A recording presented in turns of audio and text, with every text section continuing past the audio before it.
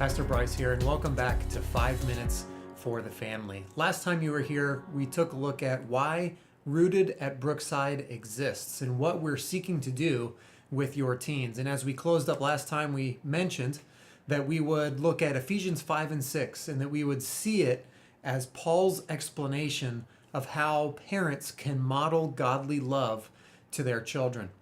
And beginning in Ephesians chapter 5 and verse 1, it says, "Therefore be imitators of God as dear children, and walk in love, as Christ also has loved us and given himself for us, an offering and a sacrifice to God for a sweet-smelling aroma."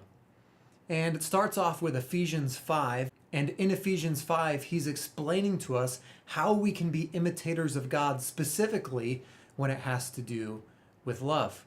And he goes on to say that we ought to not participate in the activities of uncleanness. But picking up in verse 22, he says what we ought to do. And interestingly, it refers to the family. He says, first of all, wives, submit yourself to your own husbands as to the Lord. For the husband is the head of the wife, as also Christ is the head of the church, and he is the Savior of the body. And in Paul calling wives to submit themselves to their husbands, there is no question here about competency or what a woman can do, but rather Paul is painting the picture that this is God's order of things for no other reason but to model the gospel. And so wives, he says, submit yourselves to your own husbands. And before your children, you have the opportunity. You have the opportunity to model before your children in the way that you treat your husband, how the church responds to Christ.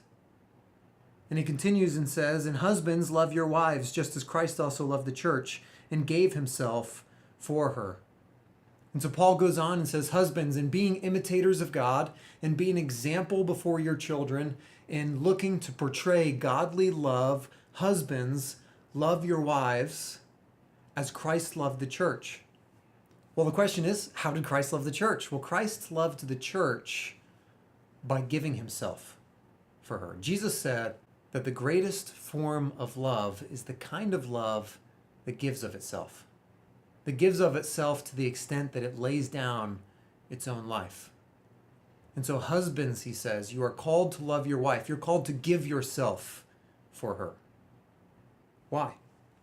Because it's a picture of Christ's love for the church. How did Christ love the church? He says that he might sanctify and cleanse her with the washing of water by the word, that he might present himself a glorious church, not having spot or wrinkle or any such thing, but that she should be holy and without blemish.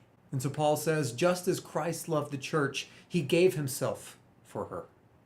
So the husband ought to love the wife. He ought to give himself for her. Why? Because it's his responsibility. Her spiritual growth is his responsibility. He ought to nurture her, and he ought to love her, and he ought to pour himself into her so that he can present her to Christ, a mature believer. It says in verse 31, it's this reason that a man should leave his father and mother and be joined to his wife, and the two shall become one flesh. And Paul goes on to say that this is a great mystery, why God chose to picture the love of God in this way in the family. Paul doesn't explain for us, but he does say this. He says, "Nevertheless, let each one of you in particular so love his own wife as himself, and let the wife see that she respects her husband." And so you see the picture of both, the husband and the wife. And the wife ought to submit herself to her husband because she's picturing the church's submission to Christ. And the husband has the responsibility to lay down his own life because he loves his wife, and to lay down his life for her, that she might grow spiritually and that he might present her back to Christ. And so chapter 6 and verse 1 starts this way. "Children, obey your parents in the Lord, for this is right." And so children are called to obey their parents. And it's within this structure, with wives submitting themselves to their husbands and husbands giving themselves for their wives, that children are called to obey.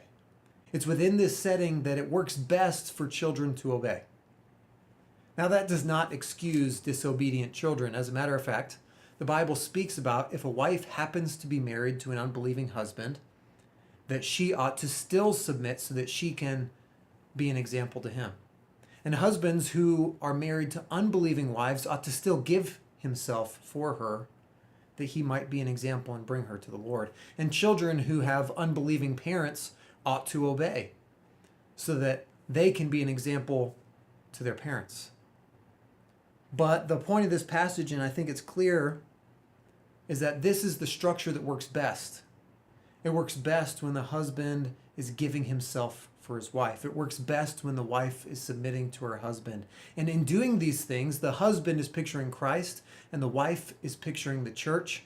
And the child then has, or should, a non-rebellious child should have absolutely no problem submitting themselves underneath that authority. Now, that's not always the case. And so we leave off with verse 4. And you, fathers, do not provoke your children to wrath, but bring them up in training and admonition of the Lord. And so Paul leaves off this way. Fathers, don't provoke your children to wrath, but you ought to train them. And as we just mentioned, it's not always the case that when a godly home exists, it's not always the case that the child will obey. But what we're going to focus on next week as we come back is, what is your responsibility as a parent? As a parent, what does it mean to train? And if you are training, what does it mean if they disobey? We'll take a look at that next time. Please join us next week in 5 minutes for the family.